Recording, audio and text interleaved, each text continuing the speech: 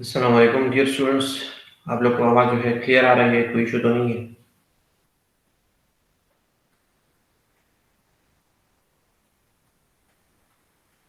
जी, anyone, आप लोग को आवाज़ जो है क्लियर आ रही है?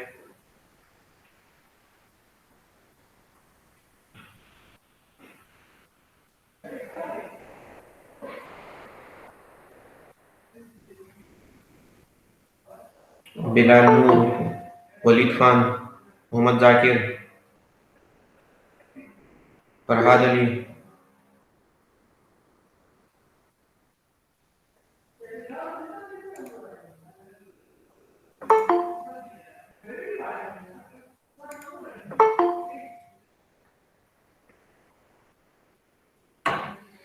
मैं प्रेजेंटिंग जो है स्टार्ट कर रहा हूँ, तो स्टार्ट करते हैं हम आज का अपना लेक्चर।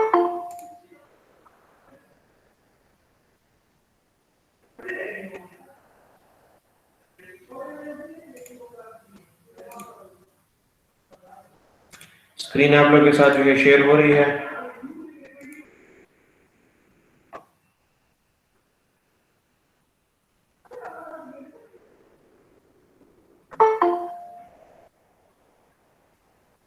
जी, एनीवन, आप लोग ऑनलाइन भी है या क्या वजह है? आप लोग जो है आवाज़ नहीं आ रही, कोई इशू है?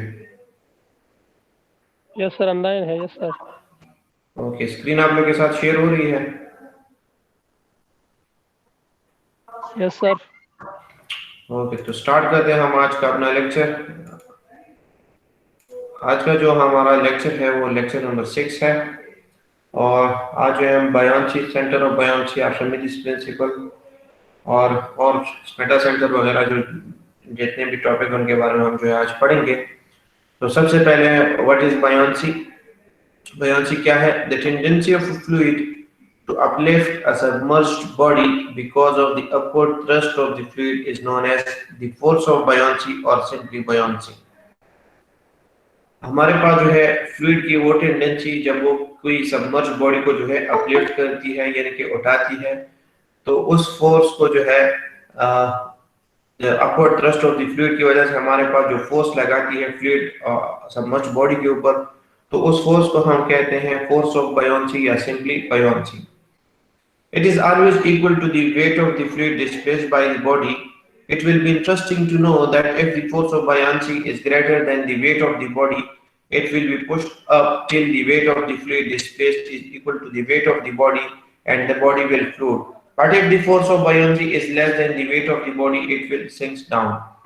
यानी कि आपके पास जब भी ये जो फोर्स ऑफ बायोन्सी है, ये हमारे पास ऑलवेज इक्वल होता है वेट ऑफ द फ्लूइड की जो डिस्प्लेस करती है कोई भी बॉडी। यानी कि जब भी कोई बॉडी हम लिक्विड के अंदर जो है सबमर्ज करते हैं, तो उस बॉडी की सबमर्ज होने की वजह से हमारे पास जो है कोई लिक्विड जो है डिस्प्लेस होता है। अगर हमारे पास जो wait of the fluid displace हुआ है, अगर जो लिक्विड डिस्प्लेस हुआ है उसका जो वेट है, अगर वो हमारे पास वेट ऑफ द बॉडी के जो बॉडी सबमर्ज हुई है उसके वेट के बराबर है, so that body will float on the surface of water, otherwise the body will sink down. For example, आप कोई भी जो है फॉर एग्जांपल एक लकड़ी का टुकड़ा लेते हैं, आप उसको पानी में डालते हैं, तो कुछ ना कुछ पानी जो है वो डिस्प्लेस करता है, ठीक है? तो वो अगर जो डिस्प्लेस वाटर है, अगर उसका वेट जो है जो वेट है, अगर वो आपके पास बराबर है डिस्प्लेस वाटर का, वो आपके पास बराबर है फोर्स ऑफ बायोन्सी के, ठीक है? यानी कि जितना डिस्प्लेस वाटर का वेट होगा उतना आपके पास जो है वो फोर्स ऑफ बायोन्सी उस सरफेस के ऊपर जो है वो अप्लाई करेगा। अगर फोर्स ऑफ बायोन्सी जो है ग्रेटर होगा वेट ऑफ द बॉडी से, तो वो बॉडी जो है फ्लोट करेगी सरफेस ऑफ वाटर के ऊपर, अदरवाइज वो जो है सिंक डाउन कर जाएगी वाटर के अंदर। So this is known as the buoyancy, force of buoyancy या simply buoyancy। नेक्स्ट जो है वो हमारे पास जो है सेंटर ऑफ buoyancy है। The center of buoyancy is the point through which the force of buoyancy is supposed to act। तो सेंटर ऑफ buoyancy हमारे पास वो पॉइंट है जिस पॉइंट के थ्रू जो फोर्स ऑफ buoyancy है हमारे पास वो जो है एक्ट करता है, तो उस पॉइंट को हम कहते हैं centre of buoyancy। It is always the center of gravity of the volume of the liquid displaced. In other words, the center of buoyancy is the center of area of the immersed section। हमारे पास जो centre of buoyancy है वो हमारे पास it will always be कि ये हमारे पास हमेशा जो है centre of gravity of the volume जो हमारे पास जो लिक्विड डिस्प्लेस हुआ है उसके बराबर होगा, या इन अदर वर्ड हमारे पास जो बॉडी जो है लिक्विड के अंदर जो है इमर्स हुई है, तो जितनी बॉडी जो है इमर्स हुई है, जितना इमर्स सेक्शन है यानी बॉडी पानी के अंदर जो है डूबा हुआ है, तो उस सेक्शन का जो सेंटर ऑफ एरिया है, तो वो पॉइंट हमारे पास जो है कहलाता है सेंटर ऑफ बायोन्सी। नेक्स्ट जो है हमारे पास आर्चिमेडिस प्रिंसिपल है। The Archimedes principle states whenever a body is immersed wholly or partially in a fluid, it is buoyed up, that is lifted up by a force equal to the weight of the fluid displaced by the body.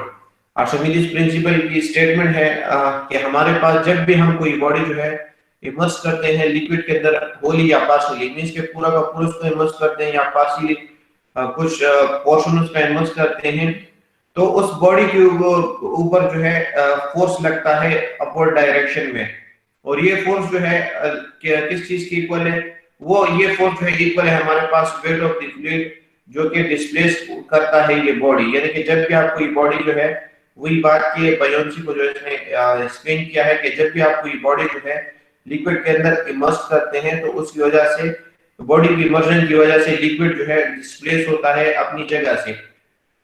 तो जितना liquid जो है displace होगा उतना force जो है नीचे से अपवर्ड फोर्स जो है उस बॉडी के ऊपर जो है लगेगा। अगर वो फोर्स जो है हमारे वेट ऑफ द बॉडी से जो है ज्यादा है, तो बॉडी एज ए रिजल्ट आगे सरफेस के ऊपर फ्लोट करेगी, otherwise the body will sink down. Or in other words, whenever a body is immersed wholly or partially in a fluid, the resultant force acting on it is equal to the difference between the upward pressure of the fluid and on its bottom and the downward force due to gravity. Example है हमारे पास 5.1 statement of the example है, a uniform body 3 meter long, 2 meter wide and 1 meter deep floats in water. If the depth of immersion is 0.6 meter, what is the weight of the body? एक uniform body है हमारे पास, उसका जो length है वो हमारे पास 3 metre है, given है क्वेश्चन में, 2 मीटर उसकी वेट है और 1 मीटर उसकी डेप्थ है, जो कि वाटर के अंदर जो है फ्लोट कर रही है, और उसका जो डेप्थ ऑफ इमर्जन है यानी कि जो पानी के अंदर डूबा हुआ है 0.6 मीटर है, यानी कि टोटल 1 मीटर उसकी डेप्थ है, 0.6 मीटर पानी के अंदर है, जबकि 0.4 मीटर पानी के सरफेस से ऊपर है। हमने जो है फाइंड करना है total weight of the body को। तो सॉल्यूशन में सबसे पहले हम गिवन डेटा लिखेंगे। गिवन डेटा में हमारे पास लेंथ गिवन है जो कि 3 मीटर के बराबर है, विड्थ 2 मीटर है और डेप्थ 1 मीटर है, और डेप्थ ऑफ इमर्जन जो है वो हमारे पास 0.6 मीटर है। Now we know that the volume of water displaced is equal to 3 into 2 into 0.6 that is equal to 3.6 cubic metre. Total जो वॉल्यूम इमर्ज डिस्प्लेस हुआ है, यानी कि जब हमने जो ये यूनिफॉर्म जो बॉडी थी इसको जो हमने वाटर के अंदर इमर्ज किया है, जिसकी लेंथ जो है 3 मीटर है, वेट जो है 2 मीटर है और डेप्थ जो है 1 मीटर है, जब हमने इसको इमर्ज किया लिक्विड के अंदर, तो इसने जो है लिक्विड को जो है डिस्प्लेस किया है अपनी जगह से। तो कितना लिक्विड जो है डिस्प्लेस किया है, तो वो हमारे पास बराबर है उसका जो लेंथ है वेट है उसको हम जो है मल्टीप्लाई करेंगे, साथ ही साथ जितना वो लिक्विड के अंदर इमर्ज हुआ है वो उसके साथ मल्टीप्लाई करेंगे। सो 0.6 जो है मीटर जो है ये इमर्ज हुआ है उस लिक्विड के अंदर। तो ये तीनों जब हम मल्टीप्लाई करेंगे तो हमारे पास जो है टोटल क्वांटिटी ऑफ वाटर जो है आ जाएगा, जो कि डिस्प्लेस हुआ है अपनी जगह से जब हमने ये बॉडी जो है लिक्विड के अंदर इमर्ज की, जो कि हमारे पास बराबर है 3.6 क्यूबिक मीटर के। So now the weight of the body is equal to weight of water displaced, ठीक है। सो इससे हमारे पास जो वेट ऑफ बॉडी है वो हमारे पास बराबर है वेट ऑफ वाटर डिस्प्लेस के। किस तरह के जितना वाटर जो है डिस्प्लेस हुआ है, तो उतना जो है अपवर्ड फोर्स जो है उस बॉडी के ऊपर जो है लग रहा है। सो उस पॉइंट के ऊपर उसको बैलेंस किया है, ठीक है, और उस पॉइंट से ना तो वो नीचे जा रहा है, यानी कि ना तो वो डूब रहा है ना ऊपर जा रहा है, तो उस पॉइंट के ऊपर उसने उसको जो है बैलेंस किया है। सो हमारे पास जो total weight of the body है वो हमारे पास बराबर है, अब जो अपवर्ड फोर्स हमारे पास जो बॉडी के ऊपर जो है लग रहा है, अपवर्ड थ्रस्ट जो हमारी बॉडी के ऊपर लग रहा है उसके बराबर है। तो वो किस चीज के बराबर है, वो हमारे पास weight of the liquid displace के बराबर है। सो वो weight of the liquid displace हमारे पास जो है बराबर है जो हमारे पास टोटल वॉल्यूम है वाटर का, उसको जब हम यूनिट वेट ऑफ वाटर से हम जब मल्टीप्लाई करेंगे, so you will get the total weight of the body, and that is equal to 9.81 into 3.3, that is equal to 35.3 kilonewton. So this is much weight the body has, that is 35.3 kilonewton. Next example है हमारे पास example 5.2 statement है उसकी floating buoy in harbour is to be assisted in floating upright by a submerged weight of concrete attached to the bottom of the buoy. एक floating buoy है जो harbour के ऊपर जो है इसको असिस्ट किया है जो कि फ्लोट कर रहा है और उसके साथ जो है सबमर्ज्ड कंक्रीट वेट जो है अटैच किया गया है बॉटम साइड के ऊपर। How many cubic meter of concrete weighing 23 kilonewton per cubic must be provided to get a net upward pull of 3.25 kilonewton from the weight? कह रहे कि हमने जो है कितना हम कंक्रीट जो है उसके साथ जो है लगाएंगे 23 किलोन्यूटन जो हमारे पास जो कंक्रीट है। How many cubic meter of concrete weighing जो कंक्रीट का यूनिट वेट है वो आपको गिवन है, ठीक है।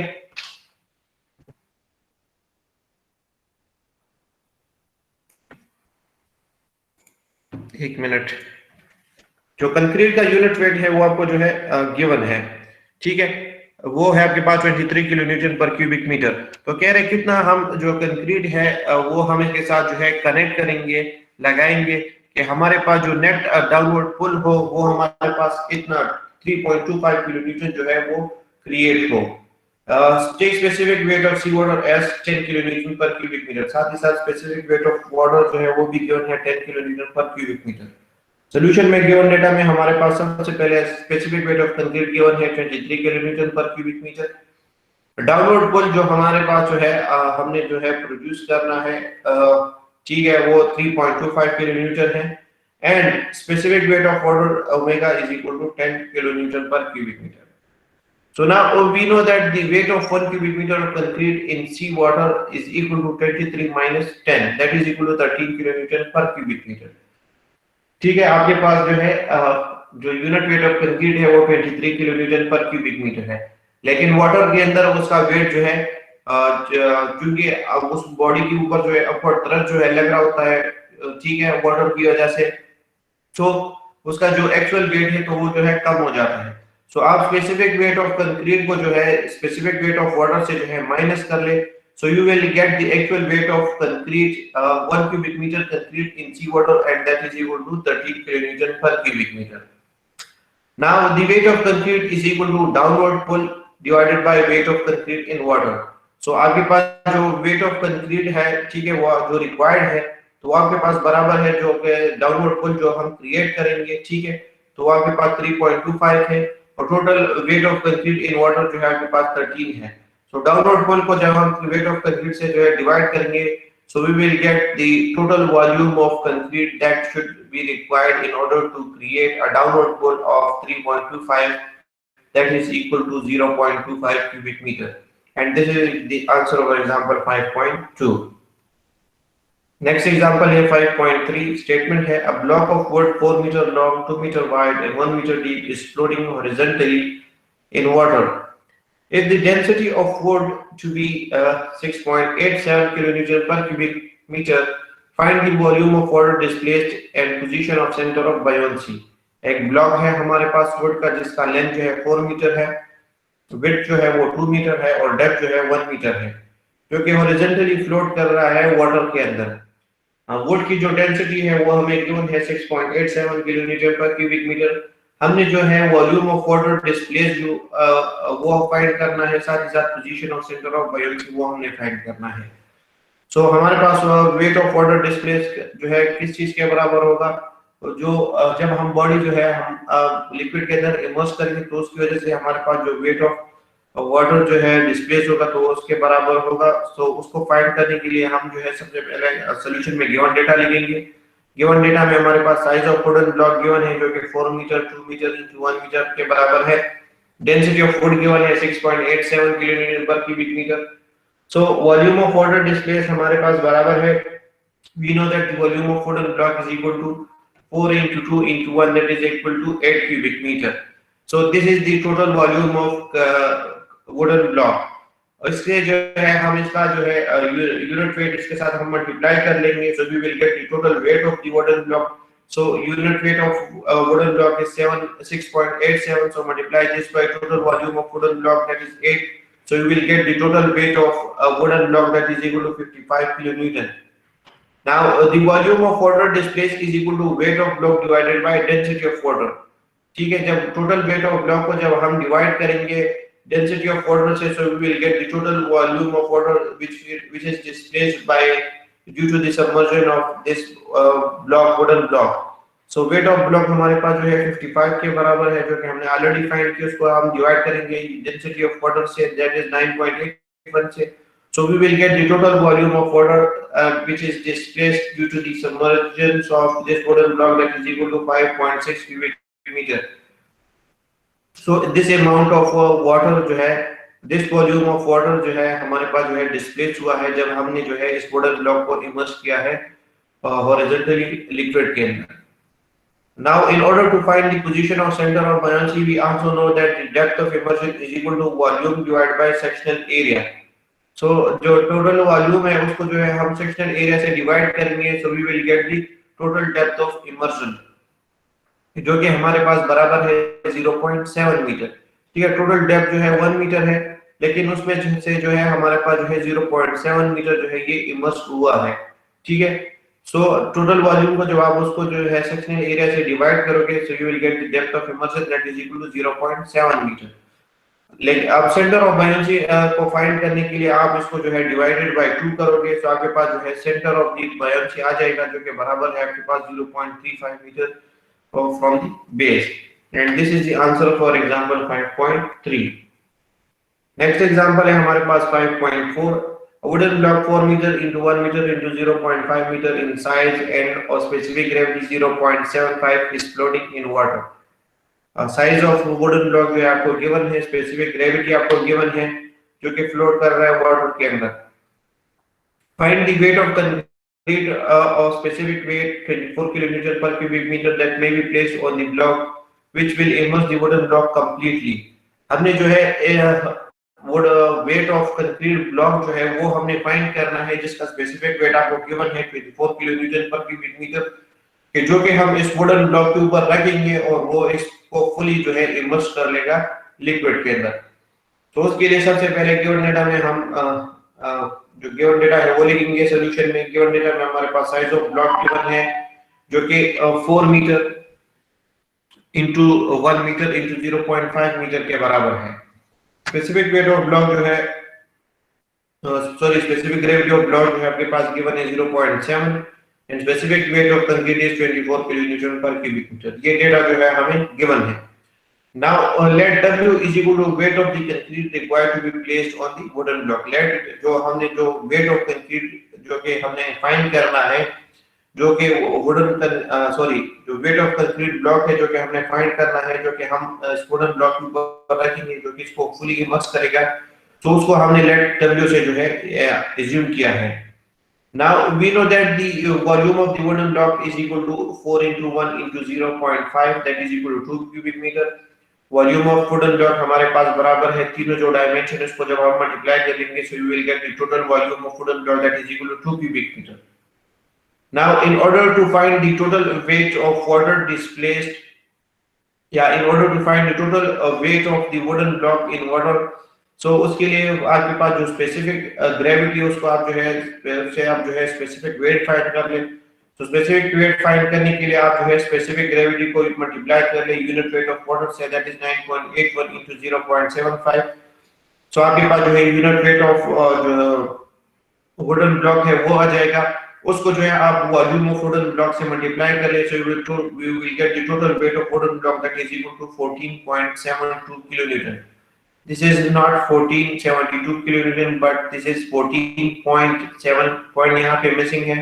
So this is 14.72 kilonewton. Now total weight of a block in and concrete is equal to 14.72 plus W. ठीक है, आपके पास जो टोटल वेट ऑफ ब्लॉक जो है और कंक्रीट जो है वो आपके पास आ जाएगा. जो आपके पास total weight of wooden block है उसको जब आप मल्टीप्लाई प्लस करेंगे वेट ऑफ कंक्रीट से, you will get the total weight of concrete and block that is 14.72 plus W kilonewton. We also know that when the block is completely immersed in water, volume of water displaced is 2 cubic meter. ठीक है, जब हमारे पास जो wooden block है जब वो completely जो है लिक्विड के अंदर इमर्स्ड होगा, सो जो वॉल्यूम ऑफ वाटर जो डिस्प्लेस होगा तो वो हमारे पास बराबर होगा उतना ही जितना वॉल्यूम ऑफ वुडन ब्लॉक है जो कि 2 क्यूबिक मीटर के बराबर है। Therefore, the upward thrust when the block is completely immersed in water is equal to 9.81 into 2. So जब आपके पास जो वुडन ब्लॉक कंप्लीटली जब लिक्विड के अंदर इमर्स्ड होगा तो उसके ऊपर जो अपवर्ड थ्रस्ट लगेगा वो आपके पास बराबर होगा 9.81 into total volume of water displaced that is equal to 2. So जब आप वॉल्यूम को मल्टीप्लाई करेंगे यूनिट वेट ऑफ वाटर से, so you will get the total upward thrust that is equal to 19.62 kilonewton. So now equating the total weight of block and concrete with the upward thrust, ठीक है, that is 14.72 plus W is equal to 19.62. ये जो force है, ठीक है, जो total weight है ये डाउनवर्ड एक्ट कर रहा है, ये जो है अपवर्ड एक्ट कर रहा है, सो दोनों को इक्वल इक्वेट कर दें। सो 14.72 को दूसरी तरफ लेकर चले, so you will get the total weight of concrete block which should be placed on this wooden block in order to immerse this wooden block completely in water, and its weight is equal to 4.9 kilonewton. So this much weight should be placed on this wooden block in order to immerse this wooden block completely in water. Next जो topic है वो आपके पास जो है Meta centre है। Meta centre क्या है? Whenever a body floating in a liquid is given a small angular displacement, it starts oscillating about some point. This point about which the body starts oscillating is called meta center. जब भी आप किसी floating body को जो है जो body है float कर रही होती है लिक्विड के अंदर, उसको अगर आप स्मॉल एंगुलर अस्सलाम वालेकुम जी सर जी फरीद जी मौलाना जैन की एड में की सही शुद है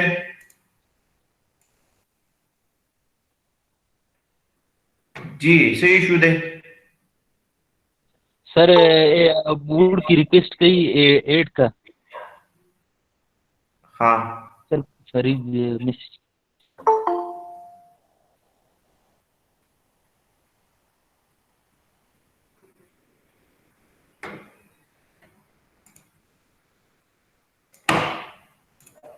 अच्छा, तो जब मेटा सेंटर क्या है? जब भी कोई बॉडी जो है लिक्विड के अंदर फ्लोट करती है उसको आप स्मॉल एंगुलर डिस्प्लेसमेंट देते हैं। स्मॉल एंगुलर डिस्प्लेसमेंट उसको आप एक झटका देते हैं, ठीक है, तो वो जो है ओसिलेशन जो है स्टार्ट कर लेती है।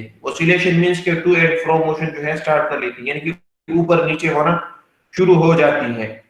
तो जब ये ओसिलेशन जो है स्टार्ट करती है तो ये जो है एक खास पॉइंट के हिसाब से जो है ओसिलेशन करती है। जिस तरह फिगर में आपको नजर आ रहा है कि ये एक पॉइंट है, ठीक है, इस पॉइंट के हिसाब से ये ऊपर नीचे जो है हो रहा है, ये जो आगे पास जो बॉडी फ्लोट कर रही है। सो वो पॉइंट जिस पॉइंट के ऊपर आगे पास जो है बॉडी ऑसिलेशन जो है स्टार्ट करती है, so this point is known as the metacentre. In other words, the metacentre may also be defined as the intersection of the line passing through the original center of buoyancy and the center of gravity of the body and the vertical line through which the new center of buoyancy as shown in figure। और जबकि दूसरे अल्फाज में आपके पास Meta centre जो है वो point है जो कि इंटरसेक्शन ऑफ लाइंस के थ्रू जो है आगे पास जो है आता है। तो एक जो है आगे पास जो है एक वो लाइन है जो कि ओरिजिनल सेंटर ऑफ ग्रेविटी और सेंटर ऑफ बायोन्सी से जो है पास होता है, ठीक है। जहाँ के पास जो है बॉडी जो है इनिशियल कंडीशन में हो तो ये के पास जो है ओरिजिनल सेंटर ऑफ ग्रेविटी है और ये ओरिजिनल सेंटर ऑफ बायोन्सी है। लेकिन जब आप उसको जो है फ्लोटिंग स्टार्ट करती है तो ये जो है कभी इधर आता है कभी इधर आता है, ठीक है, यानी कि टू एंड फ्रो मोशन करता है, ठीक है। कभी जी के ऊपर जीबी के ऊपर आता है, कभी जी1 बी1 के ऊपर आता है, ठीक है।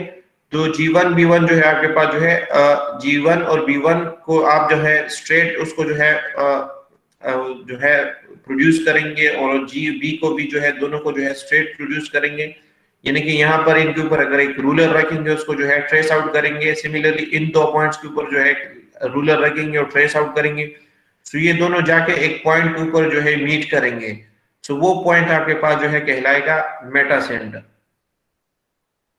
नेक्स्ट जो है आपके पास मेटासेंट्रिक हाइट है। So the distance between the centre of gravity of the floating body and the metacentre is known as metacentric height. That is distance gm as shown in figure 5.1 is called the metacentric height. So metacentric height आपके पास क्या है? मेटासेंटर से लेकर centre of gravity तक जो point है जो centre of gravity है वहां से लेकर मेटासेंटर तक आपके पास जो हाइट है उसको कहते हैं metacentric height. As a matter of fact, the metacentric height of floating body is a direct measure of its stability. In other words, more this metacentric height of floating body, more it will be stable. In the modern design offices, the metacentric height of a boat or ship is accurately calculated to check its stability. Some values of metacentric height are given below. Metacentric height जो है आपके पास जो है किसी भी body के जो फ्लोट कर रही है उसका आपके जो है डायरेक्टली आप उसकी जो है स्टेबिलिटी शो करती है. तो जितना आपके पास जो है मेटासेंट्रिक हाइट जो है ज्यादा होगा उतना आपके पास जो फ्लोटिंग बॉडी है वो स्टेबल रहेगी लिक्विड के अंदर. जो मॉडर्न कुछ डिजाइन की गई है शिप्स उनके जो है कुछ मेटासेंट्रिक वैल्यू जो है गिवन है नीचे टेबल की शेप में कि आपके पास जो मर्चेंट शिप्स है उनका जो मेटासेंट्रिक हाइट है वो अप टू 1 मीटर तक होता है. सेलिंग शिप्स जो है वो आपके पास उनका जो है 1.5 मीटर तक होता है. बैटल शिप जो है और रिवर बैटल शिप्स का तकरीबन अप टू 2 मीटर तक होता है और रिवर क्राफ्ट का तकरीबन 3.5 मीटर तक होता है.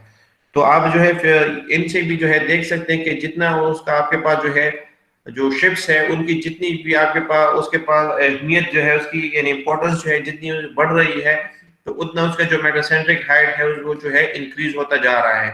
सो दिस मीन्स के आपके पास जितना मेटासेंट्रिक हाइट जो है ज्यादा होगा उतनी आपके पास जो शिप्स की स्टेबिलिटी है वो ज्यादा होगी. जो बैटल शिप्स है और रिवर क्राफ्ट जो है उनमें आपके पास जो है स्टेबिलिटी बहुत ज्यादा रिक्वायर्ड होती है. ठीक है, क्योंकि बहुत ज्यादा एक्यूरेसी के ऊपर जो है वो काम करती है. सो दैट्स व्हाई इनको जो है उनका मेटासेंट्रिक हाइट जो है बहुत ज्यादा होता है ताकि उनकी स्टेबिलिटी जो है वो ज्यादा रहे.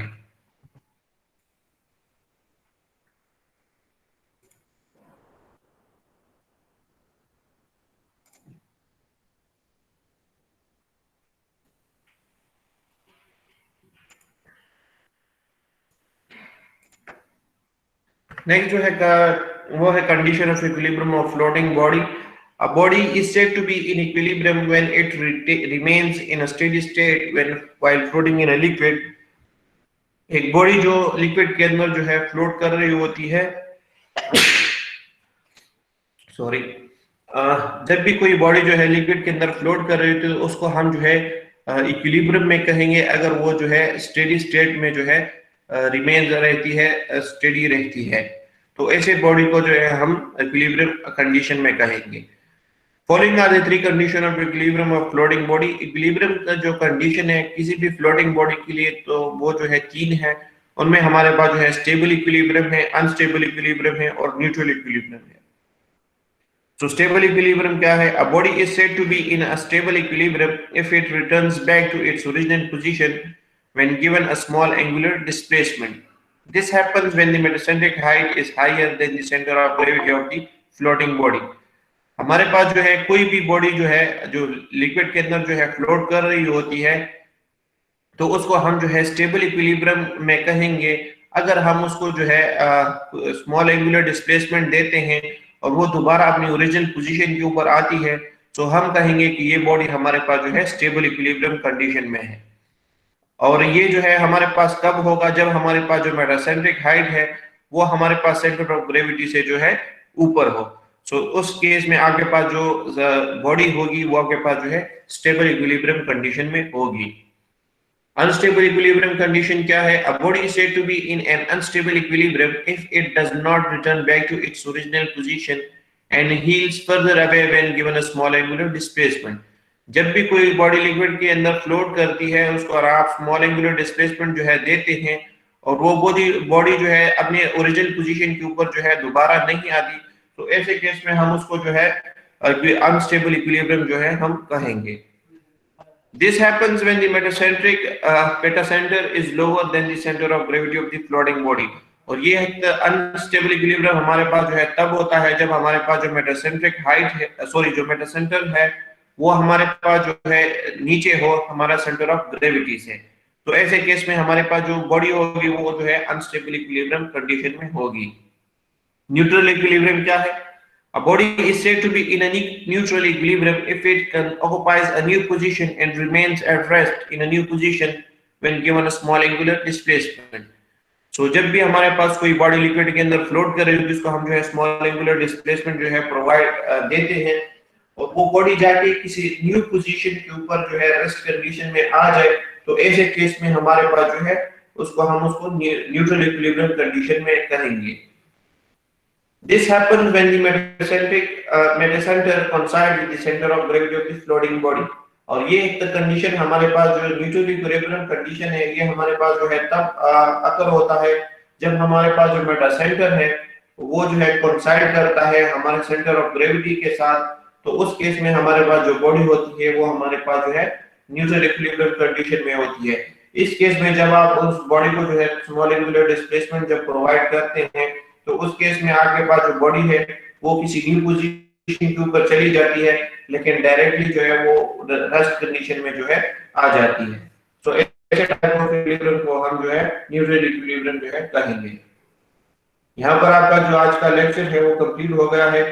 किसी का कोई क्वेश्चन हो तो काइंडली पूछें।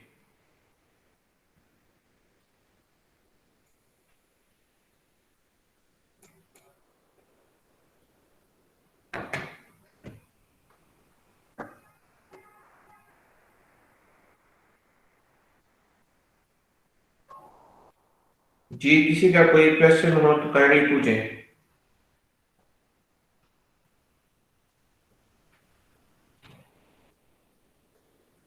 अगर आप लोगों को कोई क्वेश्चन नहीं है तो आपका जो लेक्चर है वो यहाँ पे कंप्लीट हो गया है। अगर आप लोग मीटिंग लीव करना चाहते हो तो आप मीटिंग लीव कर सकते हैं।